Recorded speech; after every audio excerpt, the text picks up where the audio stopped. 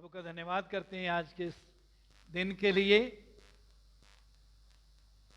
आज हम फिर प्रभु यीशु मसीह के नाम और उसकी पदवियां, उनके बारे में परमेश्वर के वचन में से अध्ययन करेंगे और ये हमारे अध्ययन का दूसरा भाग होगा। मेरे अजीजों, जितना ज़्यादा हम प्रभु के वचन को और वचन के द्वारा प्रभु के प्रकाश को पाते हैं, उतना ही ज़्यादा हम प्रभु को जानते हैं, उतना ही ज़्यादा उसके लिए जीना हमारे लिए आसान हो जाता है, उतना ज़्यादा उसकी सेवा करना आसान हो जाता है, उसकी आज्ञा मानना आसान हो जाता है। मेरे अजीजों, आइए प्रभु के वचन में से हम अध्ययन करें। पिछले हफ्ते हमने देखा था यीशु का अर्थ है उद्धारकर्ता। यीशु उद्धार करता है, वो पापों से उद्धार देता है, वो उस पाप के दंड से उद्धार देता है, पापों की क्षमा देता है, अनंत जीवन देता है। अनंत जीवन जो परमेश्वर का जीवन है, उसका अपना जीवन। तो उसके बाद देखा था उसका नाम इमैनुएल है। इमैनुएल का मतलब परमेश्वर हमारे साथ। सो यीशु के द्वारा परमेश्वर हमारे साथ है, वो मसीह है, अभिषेक किया हुआ, ऑर्डन किया हुआ, हमारे लिए मसा किया हुआ। उसके बाद हमने देखा था कि वो एक रूलर, अधिपति, राज्य करने वाला, king of king, lord of lords, राजाओं का राजा, प्रभु का प्रभु है। यीशु, प्रभु यीशु मसीह, प्रभु यीशु मसीह, ये भी यीशु का नाम है। आइए मेरे अजीजों, आगे आज हम देखेंगे यूहन्ना 1 अध्याय 1 पद पढ़िए। यूहन्ना 1:1।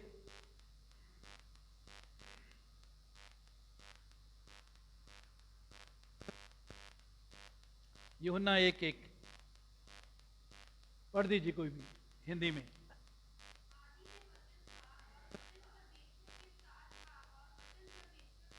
आदि में वचन था, वचन परमेश्वर के साथ था और वचन परमेश्वर था।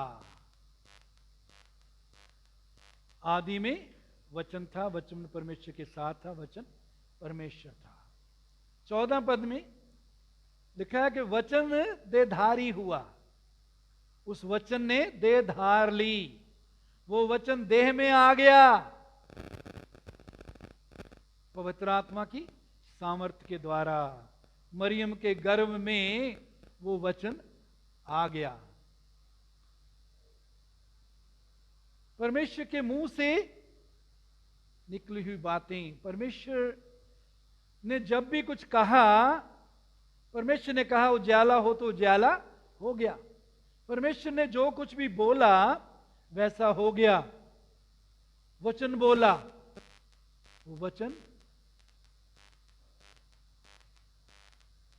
वचन और परमेश्वर एक हैं। वचन परमेश्वर को प्रकट करता है, वचन परमेश्वर से निकलता है। तो आदि में वचन था, वचन परमेश्वर के साथ था, वचन परमेश्वर था। यीशु मसीह परमेश्वर था और परमेश्वर है। 14 पद में वचन जो है देहधारी हुआ। यीशु का जन्म मनुष्य के रूप में 2000 साल पहले, उससे कुछ ज्यादा साल पहले हुआ, लेकिन वो आदि से और आदि से भी पहले परमेश्वर के साथ था। परमेश्वर अनादि है। अनादि का मतलब उसका कोई आरंभ नहीं, इसी यीशु का भी कोई आरंभ नहीं, लेकिन वहां आदि का वर्णन किया गया। इसका मतलब ये नहीं कि वो आदि से पहले नहीं था। तो परमेश्वर बोला गया है।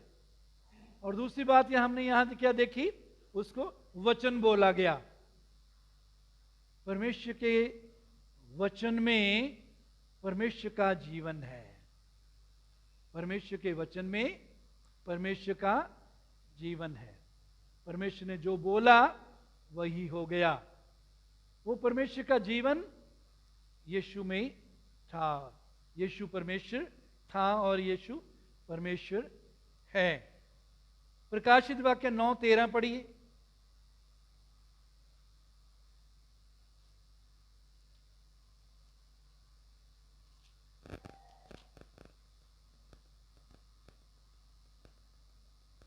उन्नीस तेरह।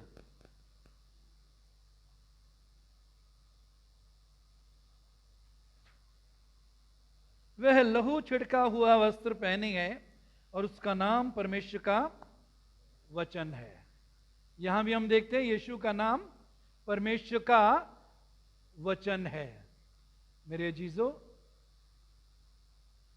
वचन के द्वारा, बोलने के द्वारा हम अपने आप को दूसरों पर प्रकट करते हैं। हमारे दिल में क्या है, हम क्या सोच रहे हैं, हम क्या चाहते हैं, वो वचन के द्वारा हम दूसरों पर प्रकट करते हैं। परमेश्वर क्या है, परमेश्वर क्या चाहता है, ये यीशु के द्वारा हम जान सकते हैं, क्योंकि यीशु परमेश्वर का वचन है। आगे हम देखते हैं यशाया 9:6 यशाया 9:6 पढ़िए।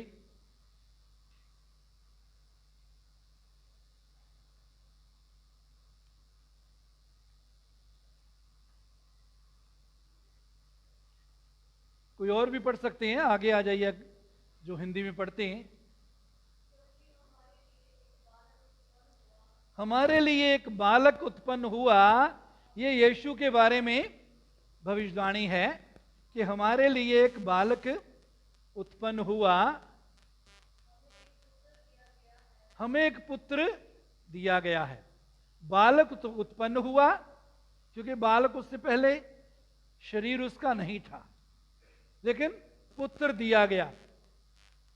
यीशु का उस गर्भ में, मरियम के गर्भ में आने से पहले वो पुत्र के रूप में था, और वो परमेश्वर का पुत्र होने के नाते लिखा कि पुत्र दिया गया। तो बालक उत्पन्न हुआ, पुत्र दिया गया।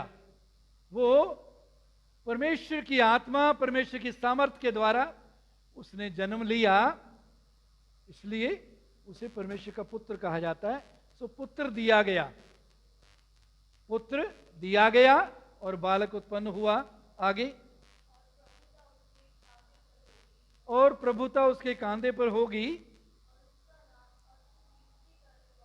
उसका नाम अद्भुत युक्ति करने वाला, पराक्रमी परमेश्वर, अनंत काल का पिता और शांति का राजकुमार है। यहां भी हम कई नाम यीशु के देखते हैं। दोबारा पढ़िए। हमारे लिए एक बालक उत्पन्न हुआ, हमें एक पुत्र दिया गया, प्रभुता उसके कांधे पर होगी, मतलब राज्य करेगा वो। आगे, उसका नाम, हाँ पहला यहां आगे क्या है, अद्भुत युक्ति करने वाला, अजीब सलाह देने वाला, अद्भुत युक्ति करने वाला, अजीब सलाह देने वाला, दूसरों से फर्क सलाह देने वाला। दूसरे क्या सलाह देते हैं, कोई एक मारता है तो 4 जड़ दो, 4 मारो, ये सलाह देता है। कोई एक थप्पड़ मारता है उसकी ओर दूसरा भी फेर दे। लोग सलाह देते हैं तू किसी से कम नहीं, उसने इतना किया तो उससे 4 गुना कर। लेकिन ये अद्भुत युक्ति करने वाला क्या सलाह देता है कि जैसे मसीह में परमेश्वर ने हमारे अपराधों को क्षमा किया है, वैसे ही हम भी दूसरे के अपराधों को क्षमा करें। यह सलाह देता है कि यदि हम दूसरों के अपराध क्षमा नहीं करेंगे तो परमेश्वर हमारे अपराध भी क्षमा नहीं करेगा।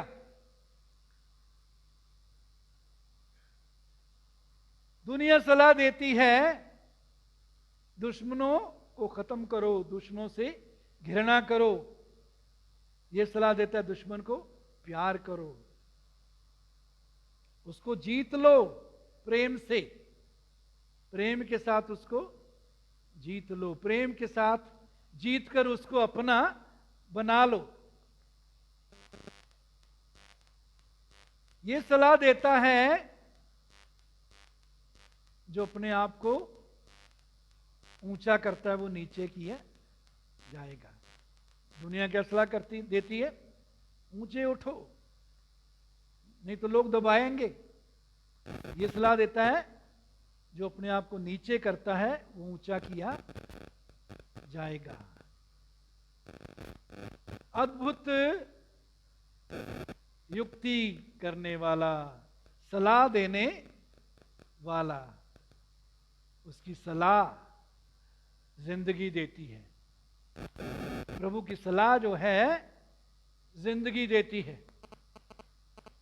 उसकी सलाह को जानने के लिए हमें वचन को पढ़ना है, वचन को अपनाना है, वचन का अध्ययन करना है, वचन से अपने आप को भरना है, तो उसकी अद्भुत युक्तियां, अजीब सलाह हमको मिलती रहेगी। उसकी सलाह मानने में जीवन मिलता है। उसकी सलाह के द्वारा हम तरक्की करते हैं, उसकी सलाह के द्वारा हम सफलता में बढ़ते हैं, उसकी सलाह के द्वारा परमेश्वर की महिमा होती है, उसकी सलाह के द्वारा हम शांति में बने रहेंगे, उसकी सलाह के द्वारा हम आनंद में बने रहेंगे, उसकी सलाह के द्वारा हम जय में चलते रहेंगे। तो अद्भुत युक्ति करने वाला, सलाह देने वाला। किसी बात के लिए सलाह चाहिए, पहले वचन के द्वारा यीशु से सलाह लें, जल्दबाजी ना करें। क्यों कई बार हमें मुश्किल होता है कि हम यीशु की सलाह को ना सुने, ना माने? कारण है कि जब हमारा शरीर या शारीरिक स्वभाव, पुराना स्वभाव, वो हमारे जीवन में हावी होता है, वो हमारे जीवन पर उसने कब्जा किया होता है, हम उसको क्रूस पर चढ़ाकर जिंदगी नहीं गुजारते, उस पुराने स्वभाव को अपने अंदर काम करने देते हैं, अपने अंदर राज्य करने देते हैं, अपने आप को चलाने देते हैं। तब क्या होता है? उसकी सलाह मानने के लिए हमारा मन नहीं करता, उसी की सलाह में चलने के लिए मुश्किल लगती है।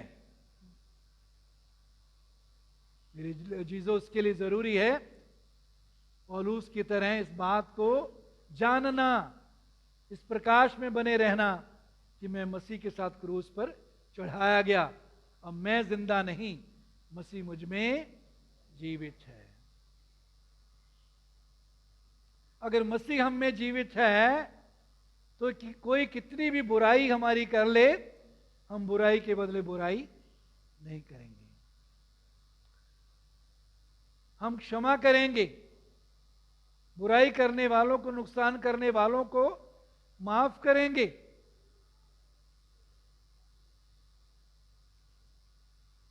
उसके स्वभाव में बने रहेंगे, चलते रहेंगे।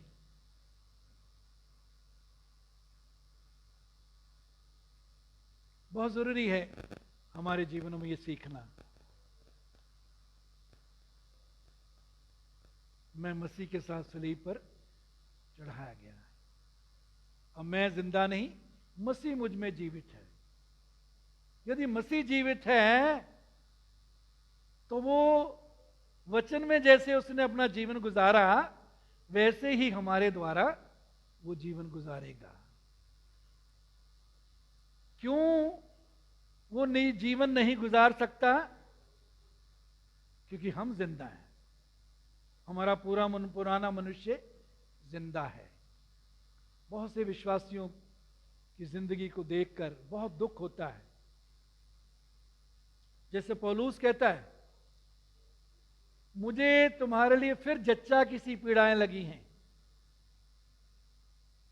जब तक तुम में मसीह का रूप ना बन जाए, जब तक मसीह जैसा स्वभाव तुम में दिखने ना लग जाए, जब तक मसीह की तरह तुम व्यवहार ना करने लग जाओ,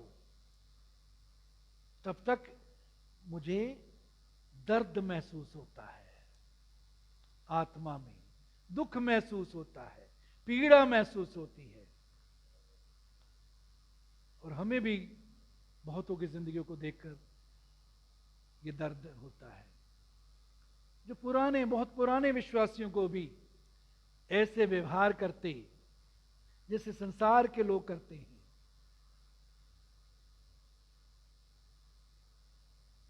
सहनशीलता नहीं होती। संसार के लोग कोई भी कुछ बोलता है वो तो अनजान है, उनको मालूम नहीं, वो प्रभु से दूर हैं। लेकिन हम उन जैसी भाषा बोलते हैं, जैसे वो बोलते हैं वैसे ही हम भी बोलते हैं, हम भी व्यवहार करते हैं। हम मसीह के गवाह नहीं बनते ऐसे। उसके जो गवाह बनने के लिए उसने हमें चुना है, बुलाया है, अलग किया है, वो चाहता है हम उसके गवाह हों। वो उस जैसा जीवन गुजारने के द्वारा होगा।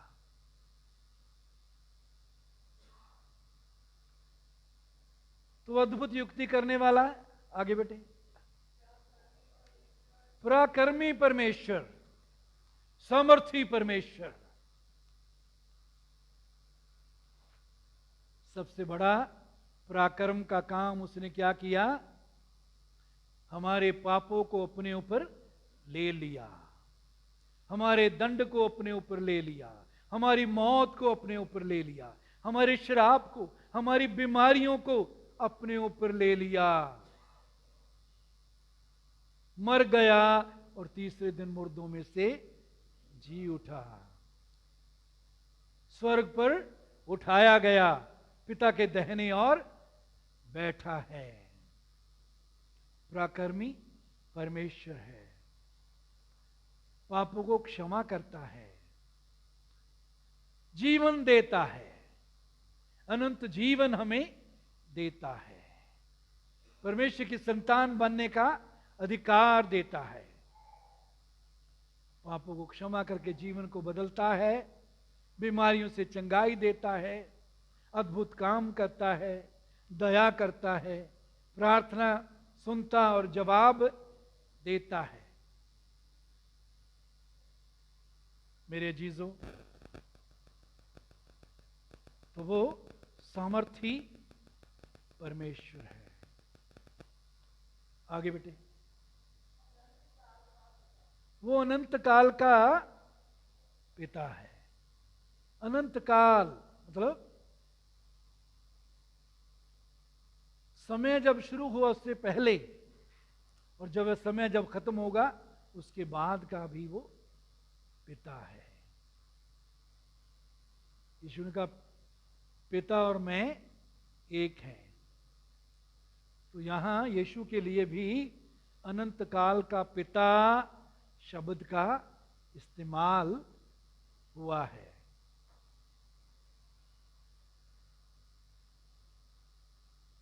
आज बहुत से लोगों ने शिक्षा, परमेश्वर के वचन की शिक्षा बिगाड़ ली है।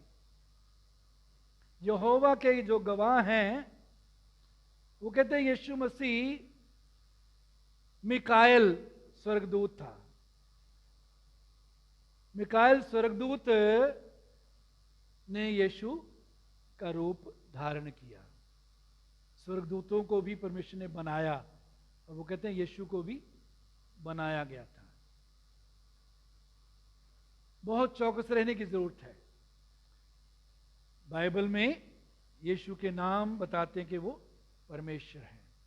यहां हमने पढ़ा अनंत काल का पिता, समय शुरू होने से पहले भी वो था और समय खत्म होने के बाद भी वो होगा। सब कुछ उसके द्वारा रचा गया, वो सृष्टि करता है। उसके बाद पहला कुरिन्थियों 15 अध्याय 45 से 47 आयत पढ़िए। पहला कुरिन्थियों 15 अध्याय 45 से 47 आयत।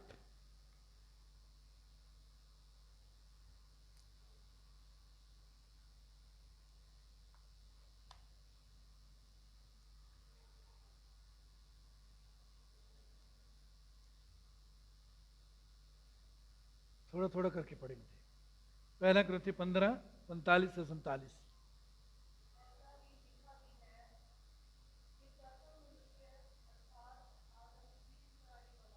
प्रथम मनुष्य आदम, जो अदन के बाग में परमेश्वर ने जिसकी रचना की, हमारा पूर्वज, सबसे पहला बुजुर्ग हमारा, उसका नाम आदम रखा गया। आदम आगे क्या? जीवित प्राणी। आगे यीशु को यहां अंतिम आदम कहा गया। क्या कहा गया जी? अंतिम। सारे बोलिए अंतिम आदम। जो जाग रहे हैं वो सब बोलिए, जो सो रहे हैं वो भी बोले।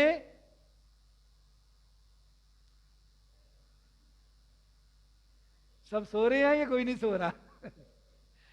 अच्छी बात है, कोई नहीं सो रहा। अंतिम आदम, अदन के बाग में आदम पहले पुरुष को बनाया, उस आदम बोला जाता है ना। यीशु को अंतिम आदम, यीशु को अंतिम आदम। पहले आदम के द्वारा परमेश्वर ने सृष्टि की। शारीरिक रूप से उसकी संतान या उसके बच्चे पूरी पृथ्वी पर फैल गए।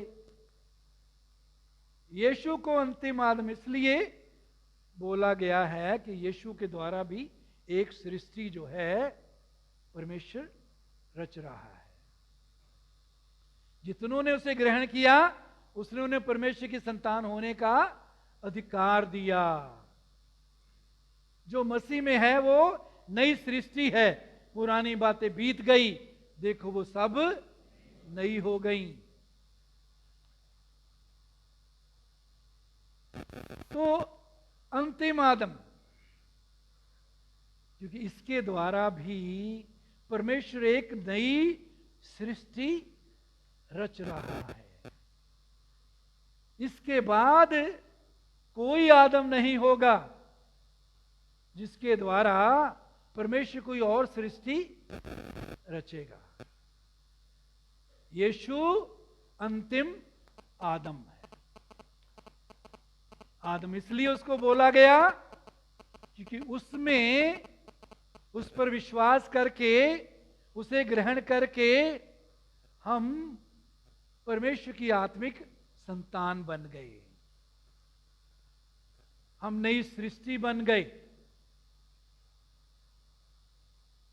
तो यीशु को अंतिम आदम यहां बोला गया। मेरे जीजो, परमेश्वर की इच्छा हम में से हर एक के लिए है कि हम में से हर एक अंतिम आदम, आखिरी आदम यीशु की तरह इस पृथ्वी पर दिखें। वो कैसे होगा? उस जैसा जीवन व्यतीत करने के द्वारा, उसकी तरह व्यवहार करने के द्वारा, उसकी तरह प्रेम में चलने के द्वारा, उसकी तरह माफ करते हुए चलने के द्वारा, उसकी तरह पवित्र जीवन गुजारने के द्वारा, उसकी तरह धीरज रखने के द्वारा, क्षमा करने के द्वारा,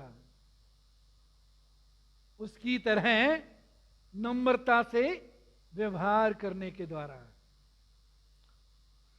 वो आदम, अंतिम आदम, जो नई सृष्टि के हिसाब से हमारा पिता है।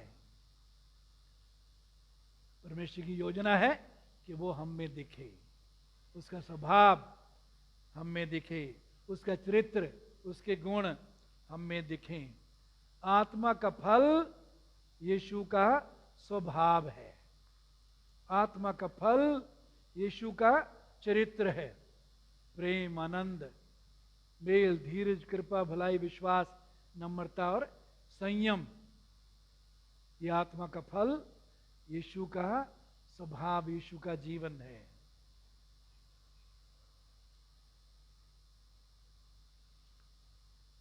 क्या हमारे मन में दिल की गहराई से ये इच्छा है, इच्छा हम प्रभु के सामने रखते हैं कि प्रभु मैं यीशु जैसा बनना चाहता हूं, मैं यीशु जैसे व्यवहार करना चाहता हूं, मैं यीशु जैसा सहनशील, क्षमा करने वाला, प्रेम में चलने वाला, पवित्रता में चलने वाला, विश्वास में चलने वाला, आज्ञाकारी यीशु की तरह बनना चाहता हूं। क्या हमारी दिल की गहराई से ये प्रार्थना निकलती है? ये क्या क्या प्रार्थना करते हैं? सिर्फ यही, रोटी दे दे, बोटी दे दे,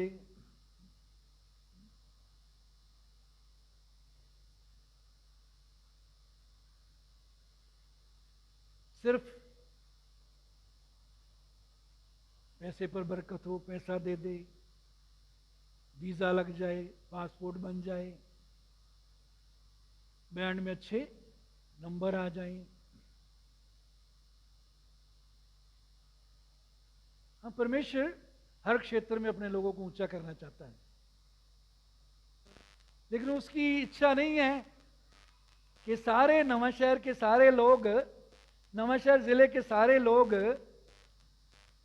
अमेरिका, इंग्लैंड, कनाडा चले जाएं। वो इंडिया को भी, हिंदुस्तान को भी प्रेम करता है। यहां भी वो बरकत देना चाहता है, बढ़ाना चाहता है। जिन्हें सिख लिया तरीका ਉਹਦਾ ਇੱਥੇ इंग्लैंड ते अमेरिका। प्रभु के दास आए थे, उन्होंने सुनाया,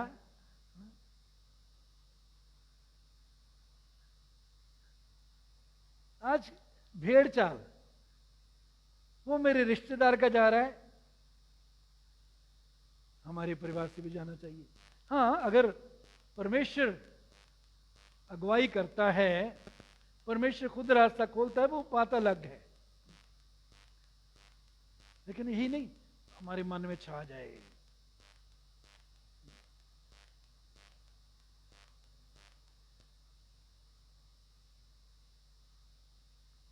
तो उस अंतिम आदम के द्वारा परमेश्वर का जीवन हम में है, और परमेश्वर चाहता है उस अंतिम आदम यीशु का जीवन हम में दिखाई दे।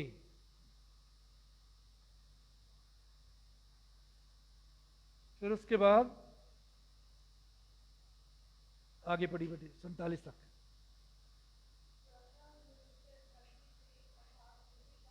प्रथम मनुष्य धरती से मिट्टी का था, दूसरा मनुष्य स्वर्गीय है। यहां यीशु को दूसरा मनुष्य भी कहा गया। अंतिम आदम और दूसरा मनुष्य, अंतिम आदम और दूसरा मनुष्य। यीशु दूसरा मनुष्य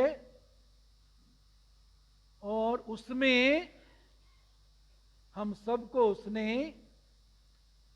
नई सृष्टि या तीसरा, चौथा, पांचवा, हजारवां, लाखवां, करोड़वां, अरब या खरबवां,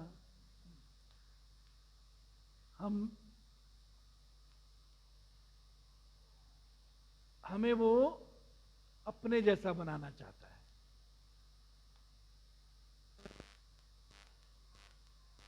वचन में लिखा है कि वो बहुत से भाइयों में पहलौठा ठहरे। कैसा ठहरे? बहुत से भाइयों में, लाखों, करोड़ों, अरबों, खरबों के भी खरबों भाइयों में। भाई का मतलब यह नहीं कि बहनें उसमें नहीं है, उनमें वो पहलौठा ठहरे। तो वो पहलौठा हम उसके बाद की संतान, उसे ग्रहण करने के द्वारा हम परमेश्वर की संतान बन गए। और वो दूसरे मनुष्य यीशु जैसा ही परमेश्वर चाहता है हम बने, उस जैसा जीवन और स्वभाव हमारा हो। मत्ती 9:15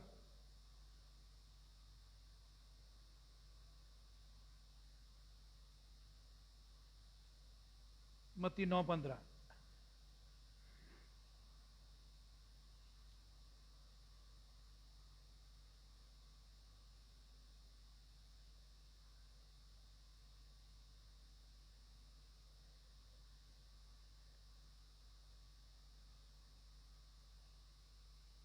नौ 15 पढ़ी बेटी।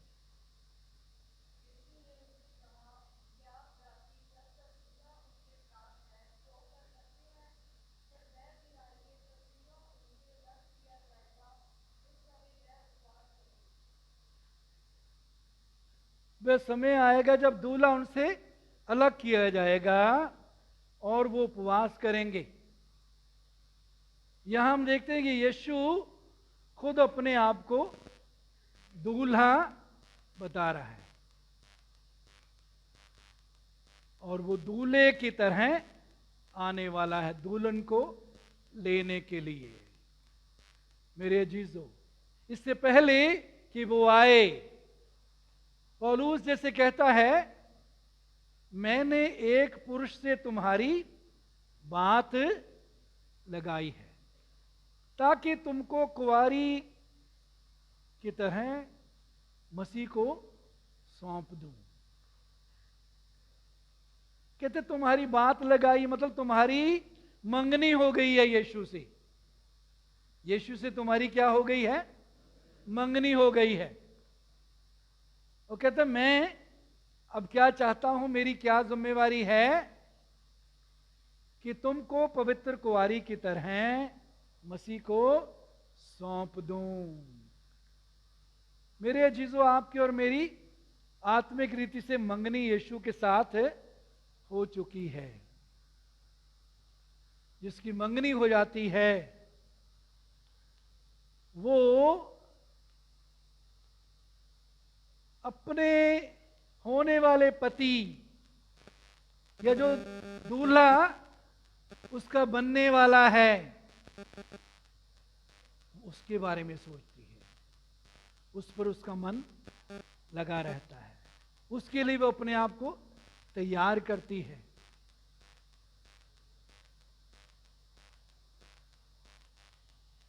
और परमेश्वर हमसे भी यही चाहता है कि वो हमारा दूल्हा है, हमारी मंगनी उसके साथ हो चुकी है, एक बात, और उस कहता है लगाई है कि मैं तुमको कुंवारी की तरह, पवित्र कुंवारी की तरह मसीह को सौंप दूं।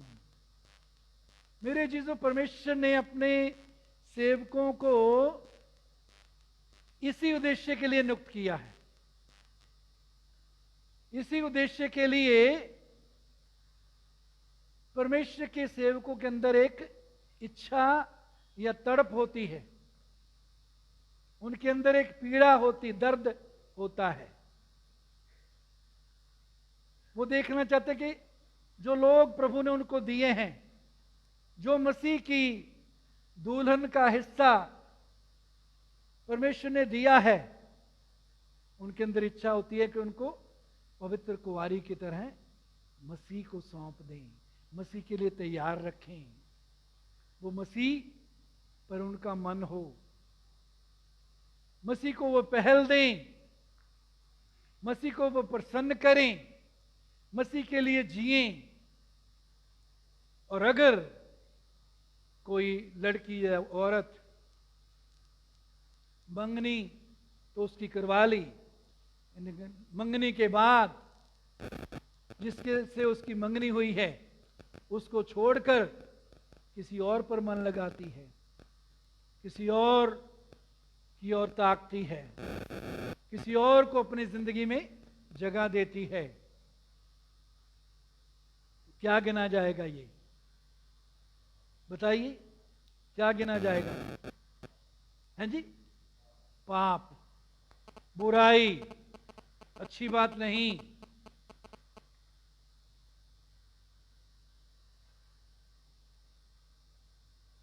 आज क्या उस दूल्हे का स्थान हमारे जीवन में क्या है? क्या उसको अपने जीवन में पहला स्थान दिया है? क्या उससे प्रतिदिन कहते प्रभु मैं तेरे लिए जीना चाहता हूं, मैं तेरे लिए जीऊंगा, मैं तेरे नाम को ऊंचा करना चाहता हूं प्रभु, मैं तुझे प्रसन्न करना चाहता हूं, तेरी इच्छा में बना रहना चाहता हूं, तुझ पर विश्वास करके प्रतिदिन आगे बढ़ना चाहता हूं, मैं तेरी तरह पवित्र जीवन व्यतीत करना चाहता हूं, मैं हर तरह की बुराई, पाप पर जय पाकर चलना चाहता हूं, मैं शैतान पर जय पाकर चलना चाहता हूं। प्रभु देता है जय। जब हम प्रभु से मांगते हैं तो वो जय में चलने के लिए हमें अनुग्रह देता है। उसकी इच्छा नहीं कि हम हार में जिए। यदि कभी गिर भी जाएं, वो खड़ा करके आगे बढ़ाना चाहता है। भेड़ गंदगी में पड़ी नहीं रहती, गंदगी में गिर सकती है लेकिन खड़ी होकर फिर आगे बढ़ेगी। सूअर गंदगी में पड़ा रहता है। प्रभु के पास आने से पहले हमारा जीवन सूअर के समान था। हम गंदगी में खुश होते थे, आनंद लेते थे, एंजॉय करते थे पाप में, बुराई में। लेकिन उसने अब हमें अपने लहू के द्वारा हमें बदल दिया है। हमें सूअर की जगह भेड़ बना दिया है। तो हम भेड़ हैं। यदि कभी गिर भी जाएं, खड़े होकर आगे बढ़ें।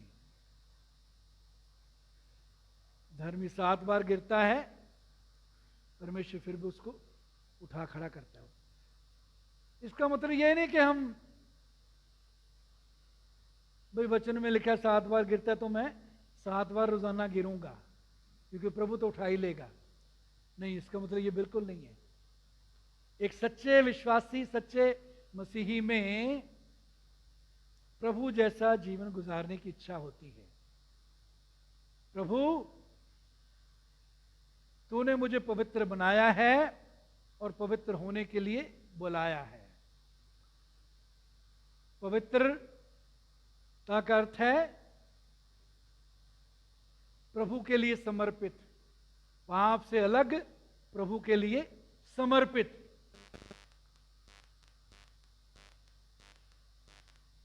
तो वो हमारा दूल्हा है। और दुल्हन अपने आप को, बुद्धिमान दुल्हन अपने आप को तंदुरुस्त रखती है और अपनी खूबसूरती को बनाए रखती है, खूबसूरत दिखना चाहती है। मेरे जीजो, हम में भी प्रभु चाहता है हम आत्मा के फल की खूबसूरती, सुंदरता हम में दिखाई दे।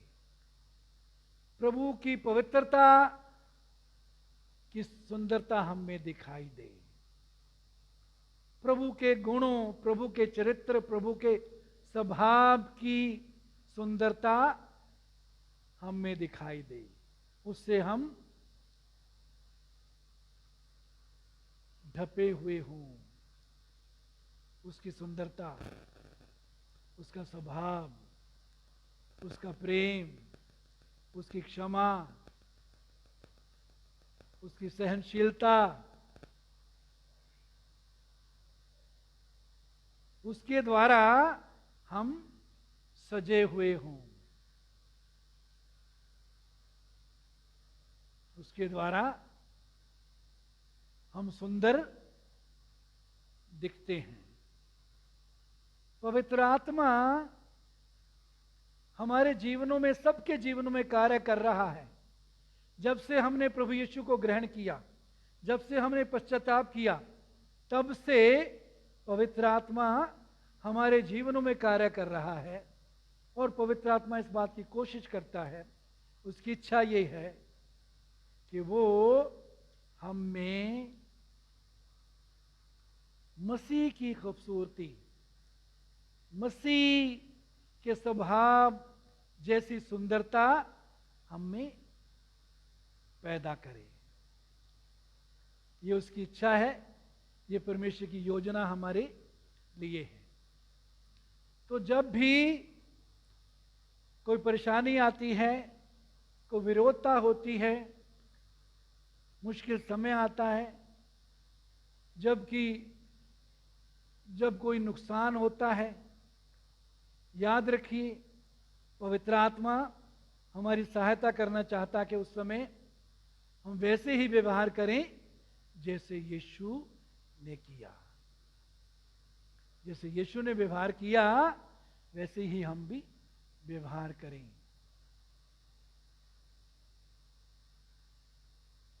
वचन में लिखा है कि जैसे भेड़ बद्ध होने के समय, वह भेड़ी ऊन कतरने के समय चुपचाप और शांत रहती है, वैसे ही उसने अपना मुंह ना खोला। उसको सताया गया, उसने अपना मुंह ना खोला, गाली के बदले गाली नहीं दी।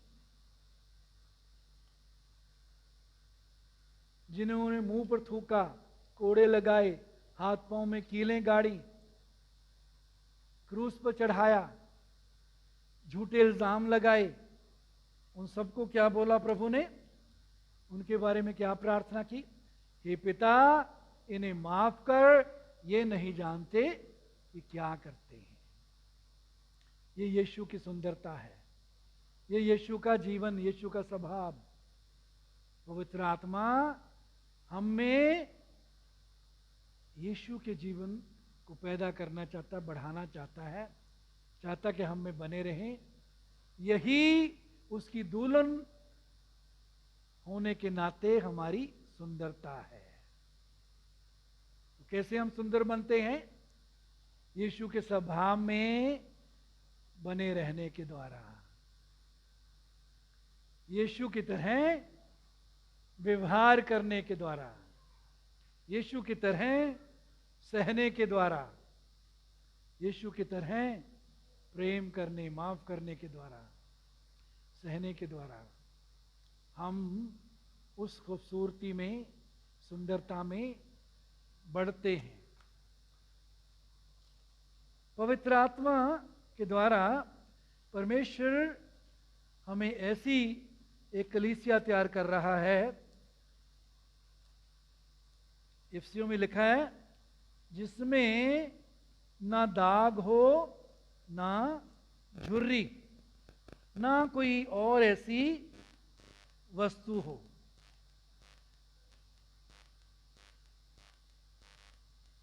इफिसियों 5:26 26-27 दोनों पढ़िए। इफिसियों 5:26-27।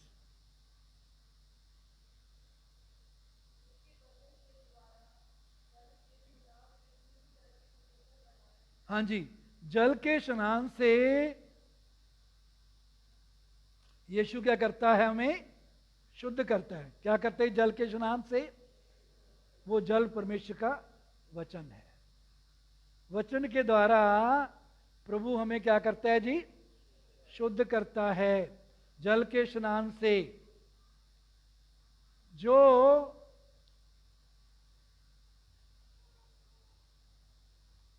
जो लड़की या स्त्री नहाती नहीं है, उसमें से क्या खुशबू आएगी या बदबू आएगी? हैं जी?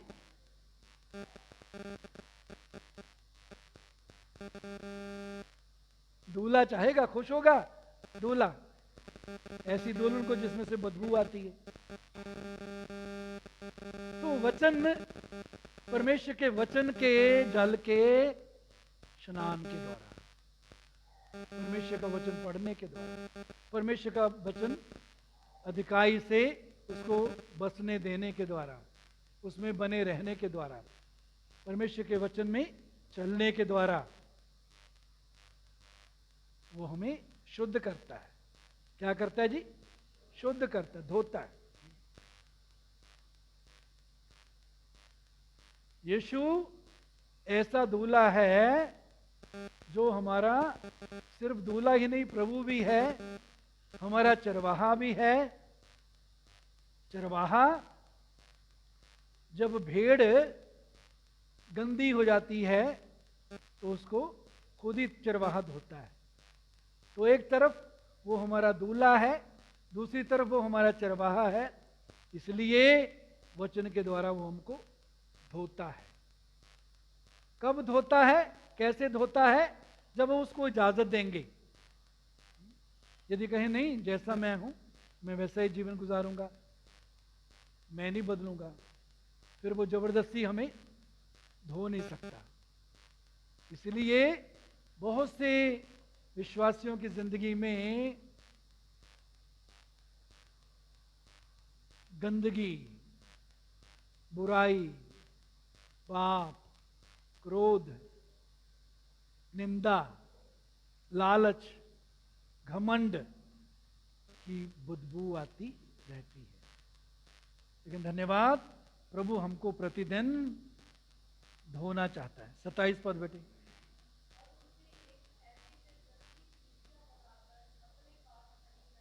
और उसको ऐसी तेजस्वी, तेजस्वी का मतलब है उर्दू में जलाली, जलाल जिसमें हो,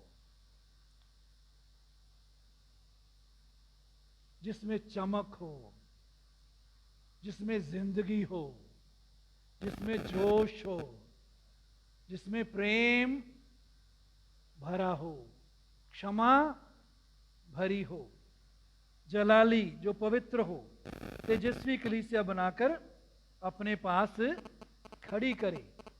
यीशु हमें अपने पास खड़ी करना चाहता है। हैं जी? किसके पास खड़ी करना चाहता है? अपने पास।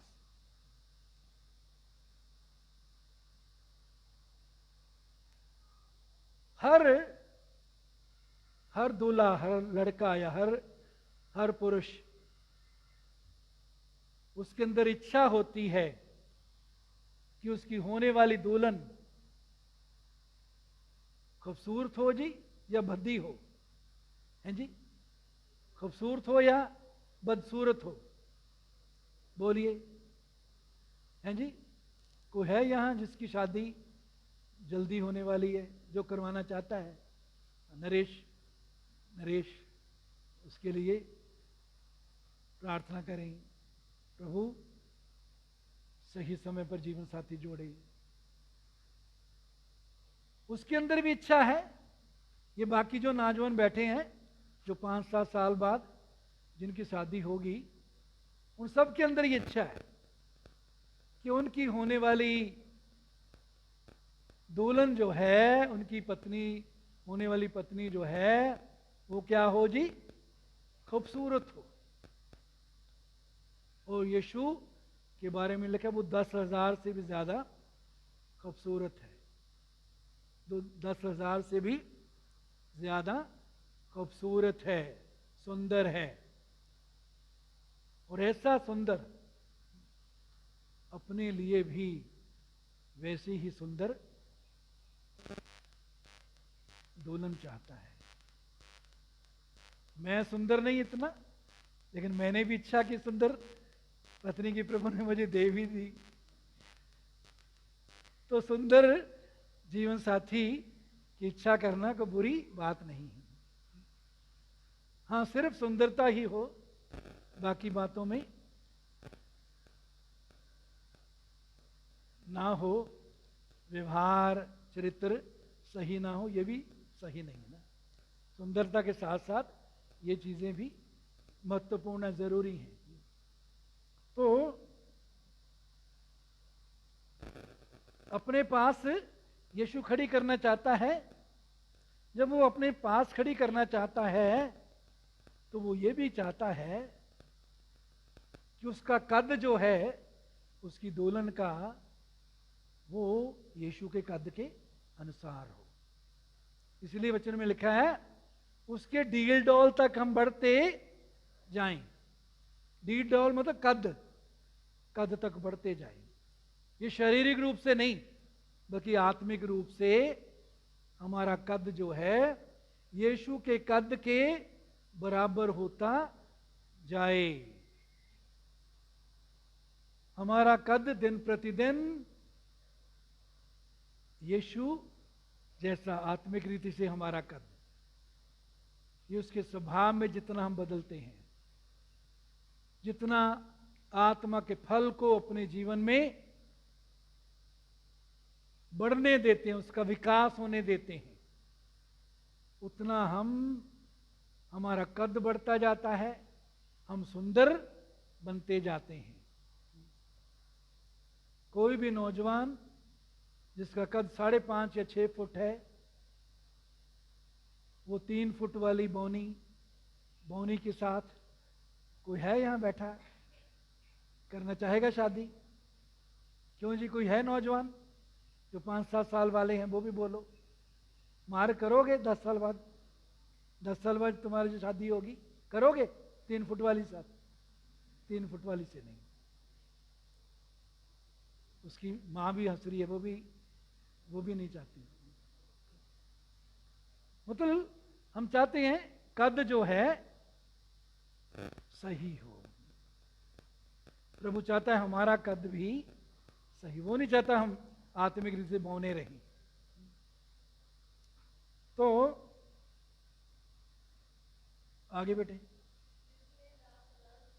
हाँ जी, कैसी दुल्हन, कैसी सुंदर दुल्हन, कैसी पवित्र दुल्हन, कैसी जलाली तेजस्वी कलीसिया, जिसमें ना दाग ना झुर्री हो, जिसमें ना दाग ना झुर्री हो।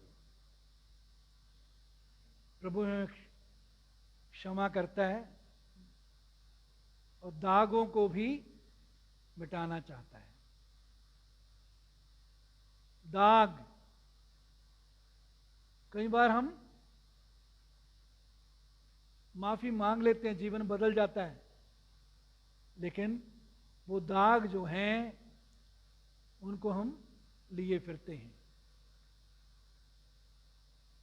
जब अपने आप को क्षमा नहीं करते, तो भी वो दाग हम में बने रहते हैं।